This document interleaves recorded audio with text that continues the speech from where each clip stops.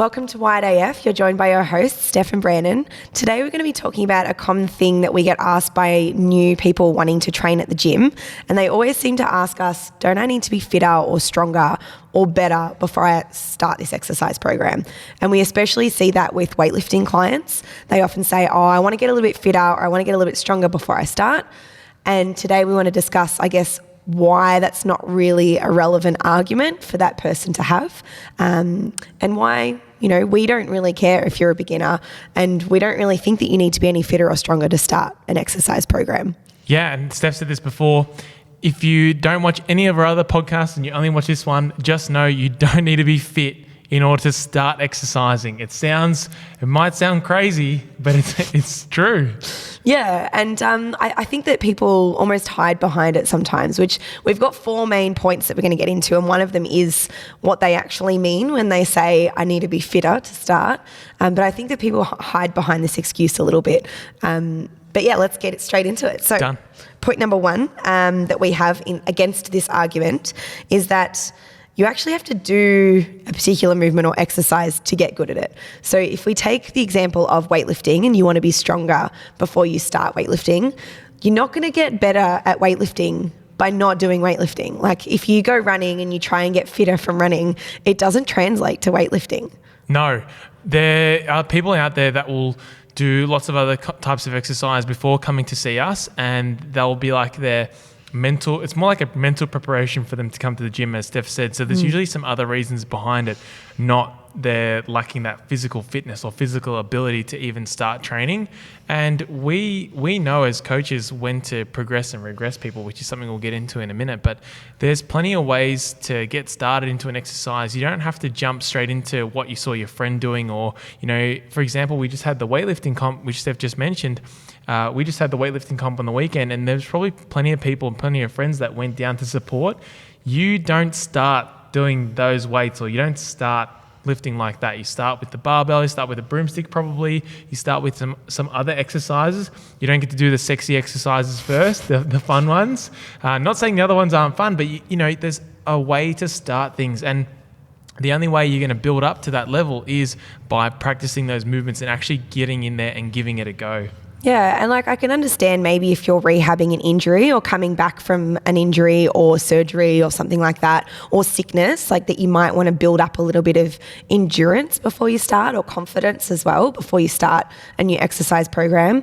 But just know that whatever exercise you're trying to get into or training program you're wanting to get into, those other training programs won't really translate. Say if you want to get better at running, why would you go and do heavy weight training? You're going to get better at endurance running by doing endurance running, so you can't use that as an excuse to hold you back from starting something. Exactly. And if you don't go any further, you just have to start. If you're thinking about it, you just have to start. That's the hardest part anyway, is just starting. Like anything, even for us, it's the hardest part, starting something new. Point number 2. So we just touched on this anyway, but your coach or your trainer, they will know how to progress or regress you in an exercise. So if you can't do a particular movement, it is their job to be able to regress the exercise into a variation that you can do to build you up to the full movement. This is something that definitely goes under the radar, and people kind of forget. And I think people forget that there are coaches out there who are willing to progress and regress things for you no matter what level you're at. So there's no person that's not fit enough or not strong enough that, can't start any physical activity, because there's 1,000 ways we can progress and regress something. We can do step-ups. We can do, to a lower box. The box can be 100 different heights. We can do all these different movements. There's plenty of different progressions that you can do. So there's no barrier to entry because you're worried that you can't actually perform the task.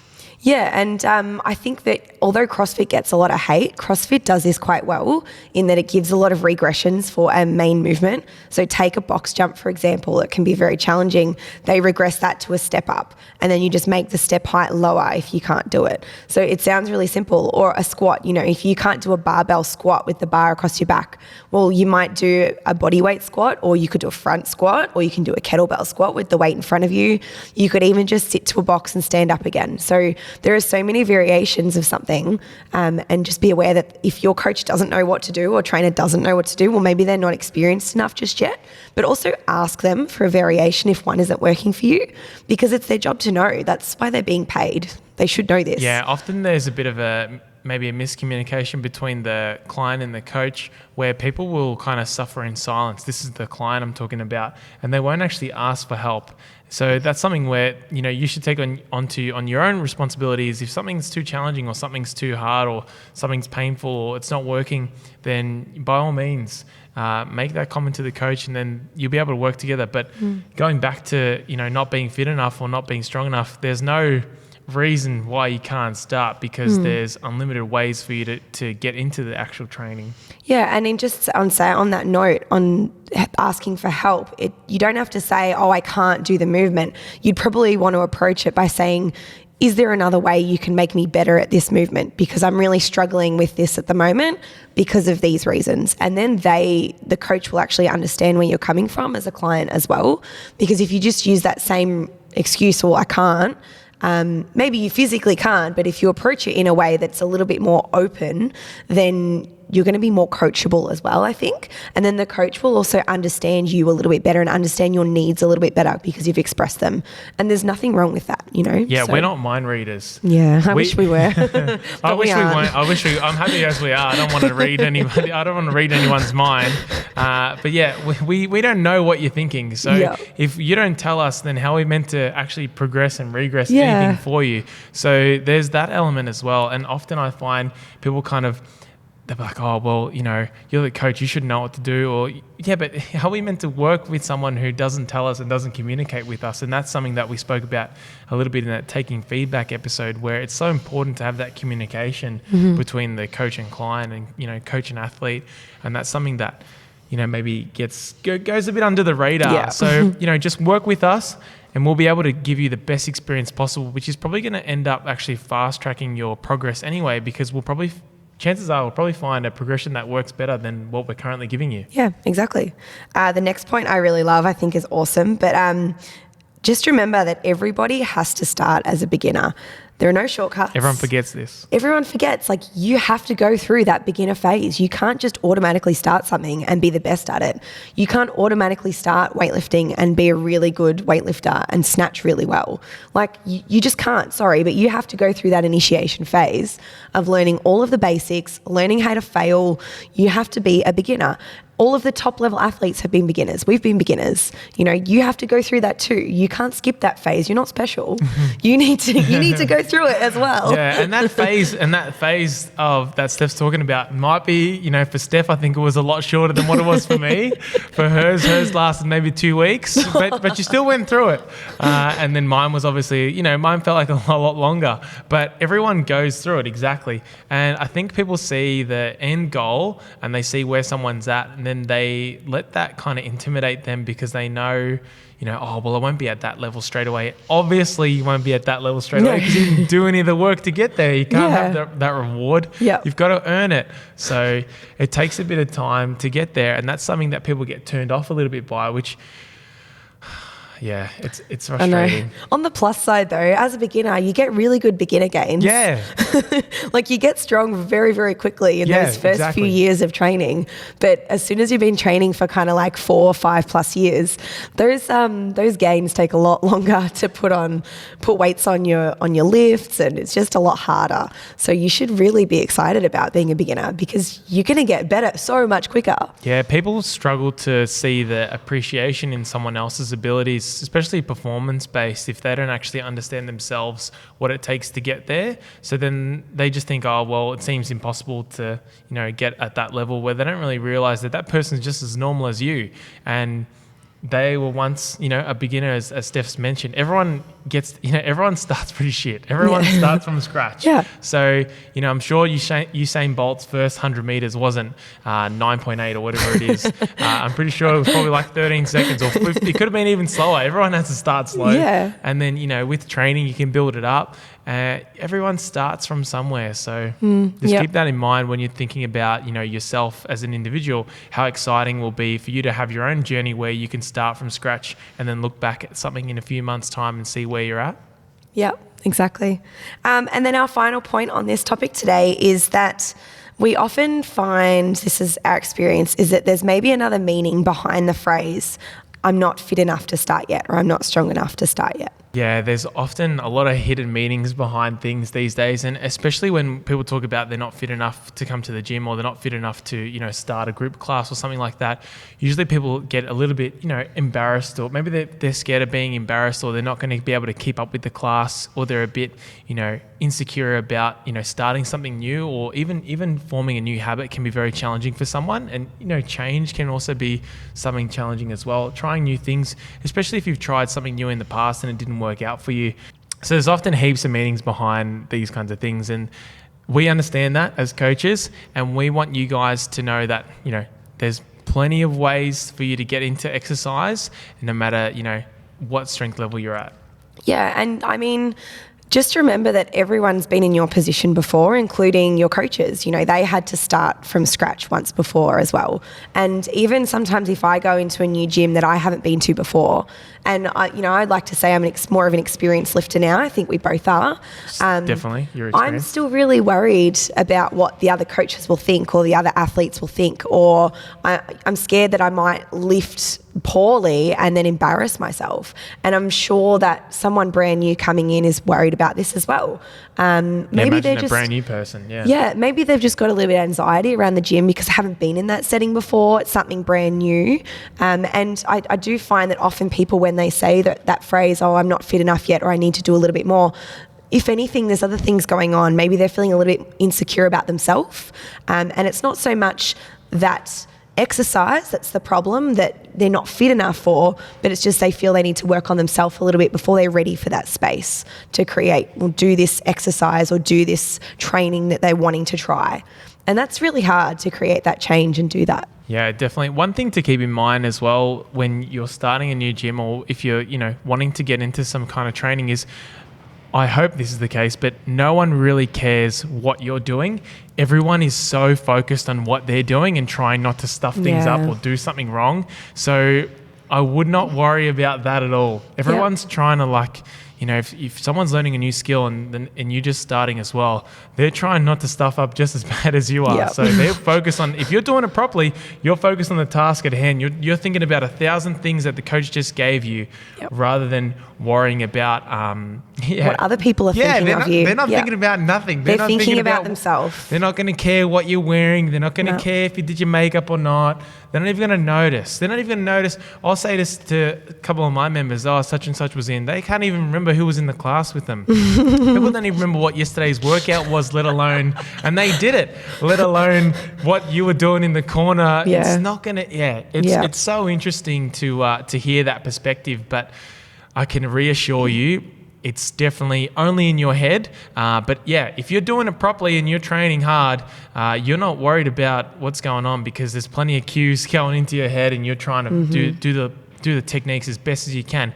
And that's something that we see a lot. The other thing that happens is, especially when coming into my gym, is when people walk in the door, there's no machines, there's no treadmills, there's no things that aren't as familiar to them. So it can be quite daunting, and it's scary. Well, there's nowhere to hide. Yeah. So that's something that I find a lot of people get really thrown by, is they're like, oh, where are the machines? Where are the treadmills? Where's the equipment? You're the machine. Yeah, exactly.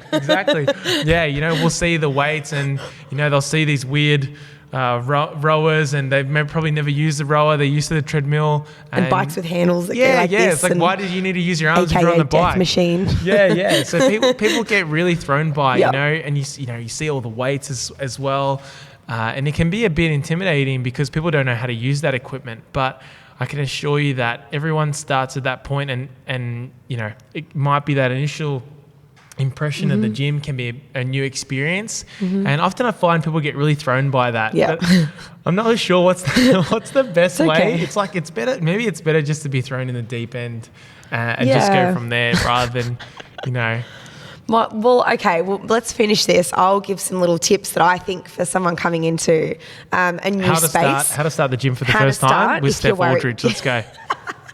If you're worried that you're not fit enough, maybe just call up in advance or send an email and have a chat with the trainer or the coach at that gym and just have a bit of, one-on-one chat time and let them know your concerns and let them know maybe your background of training so that they sort of know where you're at. And then they'll be able to work with you to reassure you and make you feel a bit more confident. Maybe you want to do a one-on-one session with that coach before you actually go into a group class. And a lot of places do offer one-on-ones before you do it, so personal training or one-on-one session. And then you get to learn the techniques and you get to understand the space with just you in it first and with the coach in it. And you also get to know the coach a little bit better too, or the trainer, so that you can build that trusting relationship and build that rapport. So that might really help you as well. But also, if you're really struggling to just start something new and you're really worried, maybe kind of do a bit of self-reflection, and you might want to sort of write down your own points of what's holding you back and what's really holding you back. Is it actually your fitness, or is it other things that are happening? Is it maybe time constraints, or is it your body image maybe, or is it something else that's holding you back? So doing a bit of reflection might help you decipher what's going on, and then you can plan a way forward to kind of combat that and get over that a little bit. Not get over it, but make a plan to get through it. I know, it's so hard when you're trying to navigate these things, and a lot of the times it can be psychological. It's often, people's end goal isn't, I want ultimate fitness when they're trying to come to the gym, when they say things like that. So it's interesting that people use that as an excuse, and it's... Fitness is subjective. Like, you're always going to think you're not fit enough. I still think I'm not fit enough, and I'm pretty fit, but I still think I'm not fit enough or strong enough. So everyone's always going to think they can always do better. And, you're just like everyone else. Everyone thinks like that. Yeah, we see it all the time, especially when new clients will want to come, new clients that are starting weightlifting, and they'll be really apprehensive about doing a comp, or even people that have been training for a while about wanting to do a weightlifting comp, and they'll say, oh yeah, but I'm not going to win, or I'm not going to, I'm not strong enough, or I'm not ready. And I don't think you're ever going to be ready, because there's no point in time where there's like, oh yeah, you're allowed to compete now.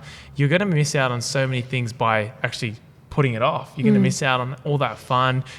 We had the most amount of fun we've had at any comp on the weekend. Yeah. And we had heaps of people. It was like an Accardi Fitness excursion. It was. We didn't have any athletes who medalled or placed on the platform. No. But that didn't even matter. We don't care about that. We were having the athletes, the best time. I don't think they cared about that. No. But everyone lifted technically so well. We had a big community. Everyone was cheering each other on. A lot of people got PBs, or it was their first comp and they just got really excited. And now they have this new love for training and motivation, and it didn't matter if you hadn't done it before, because it was awesome. It was the fun. last thing people were thinking about was if they're fit or strong enough to be there. Once they're there, doesn't matter. Yeah, it's all about having fun and getting in it. Mm-hmm. Yep. Well, I hope you enjoyed our little ramble today. Yeah, not a ramble. It's called a podcast, isn't it? Yeah. Is that what that is? Yeah. Anyway, guys, if you have any questions or comments, please make sure you reach out. You can find us on Instagram, YouTube. You can leave us a review. We always love that. Hopefully you're enjoying the new Barbell T-shirts, Barbell Club sweaters as well. We are going to be doing a reorder where you can get any garment you want. You can get a tank, you can get it in a T-shirt, a hoodie, a sweater. You can get it in any one you want. So we'll be doing a reorder of that pretty soon. We'll see you guys in 2 weeks. See you then. Bye.